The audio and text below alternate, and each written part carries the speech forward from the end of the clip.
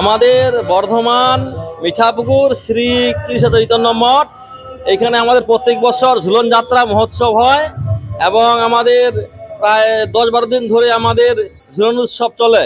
প্রত্যেক বছর হয়, বহু ভক্তের সমাগম হন। আর এখানে প্রত্যেক বছর জন্মাষ্টমী উপলক্ষে প্রত্যেক বছর এখানে আমাদের জন্মাষ্টমী মহোৎসব পালন হয়।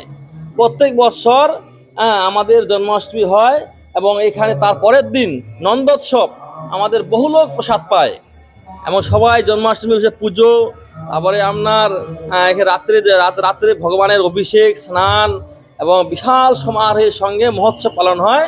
আর পরের দিন আমাদের খিচুড়ি, তারপরে আপনার তরকারি, পায়েস, মিষ্টি, চাটনি, এইসব আমাদের প্রসাদ বিতরণ হয় এবং বহু ভক্তের সমাগম হন। এখানে সবাই আনন্দিত হয়, প্রত্যেক বছর হয়।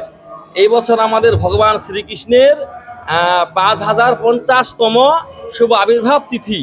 সেই আবির্ভাব তিথি অনুযায়ী আমাদের মধ্যে শৃঙ্গার হয়, বেশ সাজসজ্জা হয়। এই যে আমাদের সাজানো হয়েছে অনেক কিছু, ভগবানের উৎসবে আমাদের সাজানো হয়। এই যে আমরা দেখতে পাচ্ছেন অনেক সাজানো হচ্ছে আমাদের।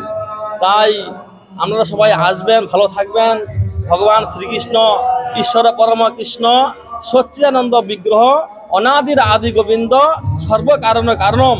ভগবান শ্রীকৃষ্ণ হচ্ছেন স্বয়ং ভগবান, তিনি এই জগৎ ব্রহ্মাণ্ড সৃষ্টি করেছেন। তার আজকে শুভ আবির্ভাব তিথি।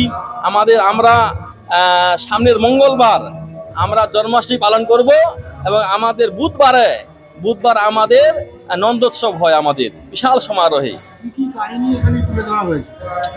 এখানে ভগবান শ্রীকৃষ্ণের জন্মলীলা, তিনি কিভাবে জন্মগ্রহণ করেছেন এবং তিনি কি কি লীলা করেছেন, এখানে আমাদের পাঠ হয়। পাঠের মাধ্যমে সমস্ত ভক্তগণকে আমাদের বোঝানো হয়।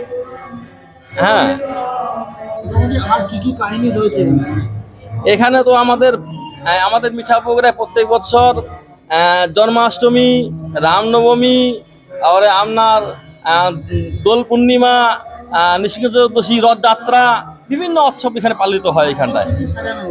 আর আজকে সাজানো হয়েছে যে গিরি গোবর্ধন, তারা কিভাবে মাখন চুরি করছেন, ভগবান শ্রীকৃষ্ণের লীলা বিষয়ক যত রকম লীলা আছে সমস্ত লীলা বিষয় এখানে সাজানো হয়েছে এখানে সমস্ত কিছু।